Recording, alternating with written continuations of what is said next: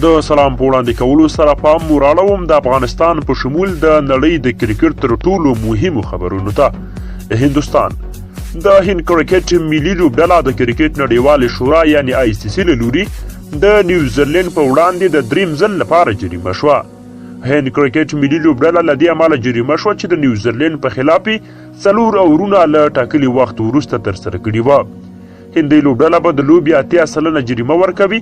د هند لوبډلې لوبډلمشر ویرات کوهلي هم یاده جریمه منلې ده.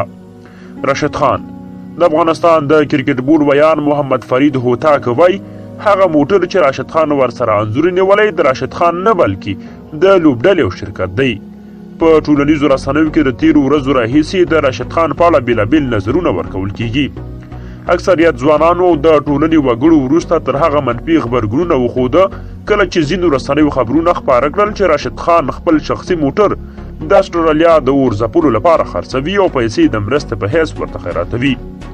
ویرات کوهلي د اسټرالیا کرکټ ملي لوبډلې پخواني لوبډلمشر ایان چیپل د هندي لوبډلې لوبډلمشر ویرات کوهلي او د هغه د کپتانۍ ستاینه وکړه. د چیپل پر وینا چې د ویرات کوهلي احساسات په حقیقت کې د هندي لوبډلې لپاره کار کوي. د یادولو ده چې د هند لوبډلې د ویرات کوهلي په لوبډلمشرۍ 33 ټسټ لوبې وګټلې چې په دې ډول هغه د ټسټ کرکټ بریالی کپتان ونومول شو. حشمت الله شهیدي د افغانستان کرکټ ملي لوبډلې تکړه لوبغاړي حشمت الله شهیدي اوس مهال په سعودي عربستان کې دی چې هلته د عمرې ادا کولو لپاره تللی دی.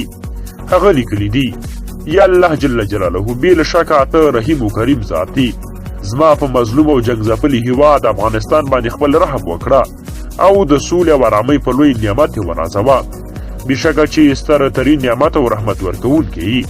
19 کلن تنکي ځوانان د ساوت افریقا په کوربهتوب د 19 کلنو نړیوال جام پر دوام د 1 مقام لپاره په لوبه کې نن افغان 19 کلنې لوبډلې کوربه افریقایي لوبډلې ته پر 5 وکټو باندې ماتې ورکړه او په نړیوال جام کې خپل سفر پای ته ورسوه.